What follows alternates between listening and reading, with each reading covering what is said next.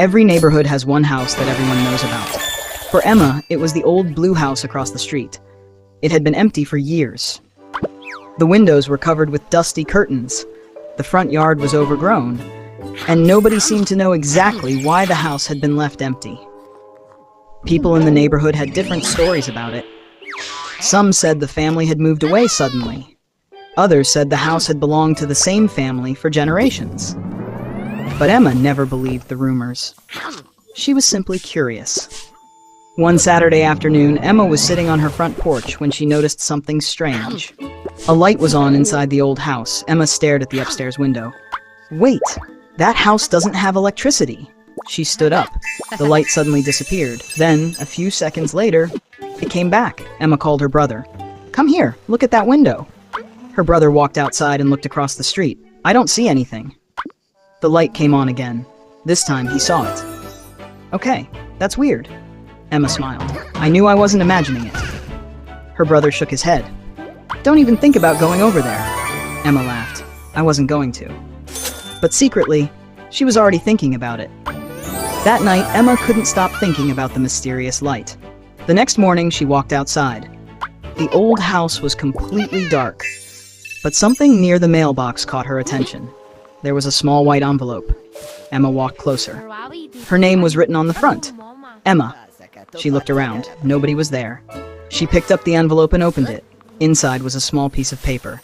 It said, "If you saw the light last night, you are ready to know the truth." Emma stared at the message. There was no signature, no explanation.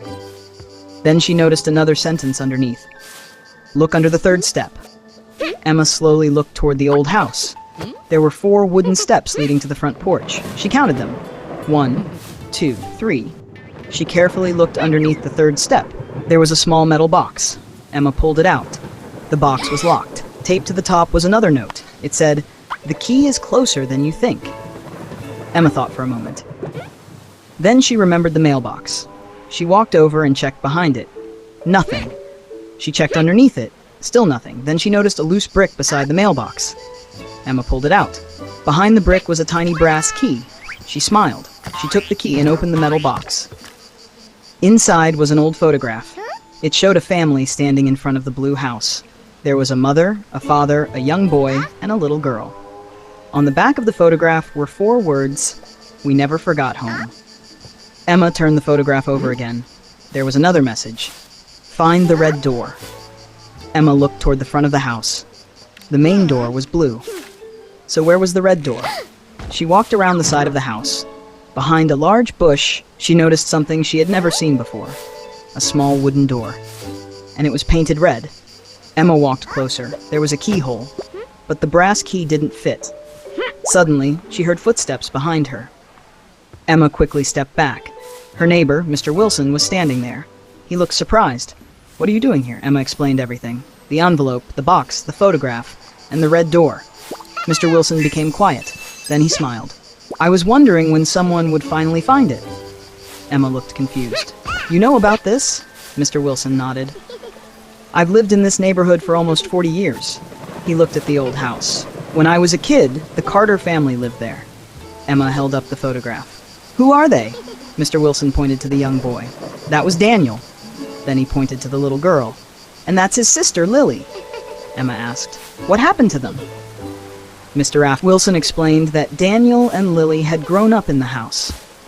When they became adults, they moved to different parts of the country, but they never forgot their childhood home.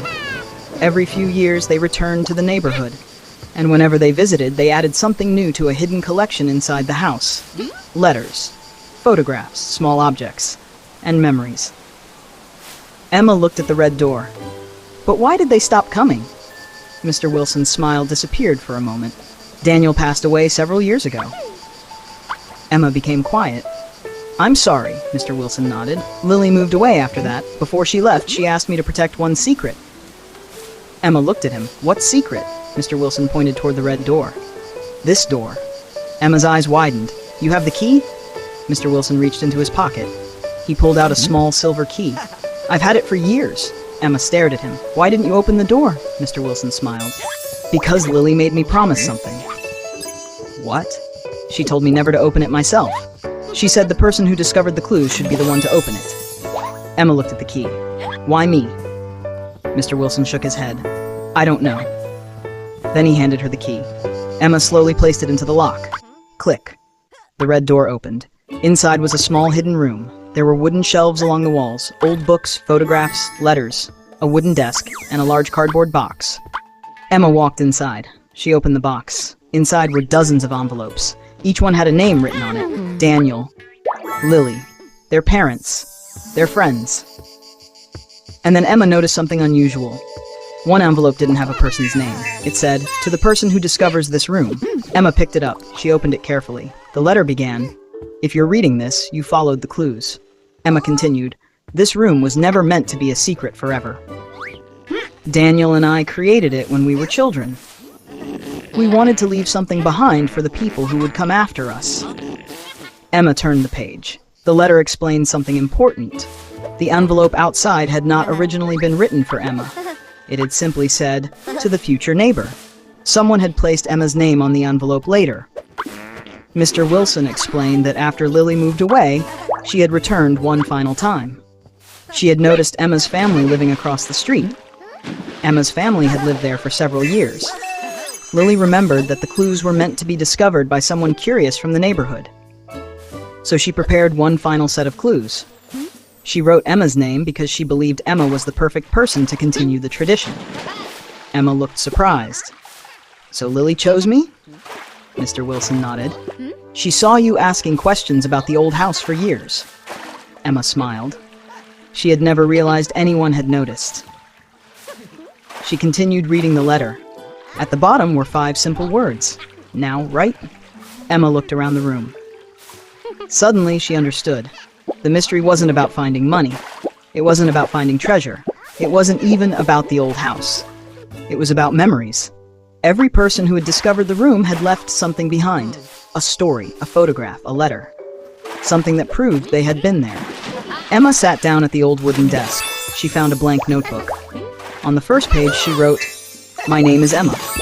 Then she wrote about the mysterious light, the envelope, the metal box, the photograph, the red door, and the moment she discovered the hidden room. Her brother walked into the room. He looked at the notebook. "What are you writing?" Emma smiled. "Our story." Her brother sat beside her. He added his own sentence. "I was told not to investigate." Emma laughed. Then she wrote underneath it, "He investigated anyway." They both started laughing. Before leaving, Emma placed the notebook on the desk, but she wanted to leave something more. That evening, she took a family photograph. The next day, she brought it back to the secret room. She placed the photograph beside the notebook. Then she added one final message.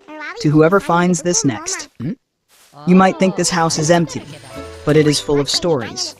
People laughed here. People grew up here. People made memories here. And now, one of those memories belongs to us." Emma closed the notebook. Mr. Wilson carefully closed the red door. But this time, the silver key wasn't hidden.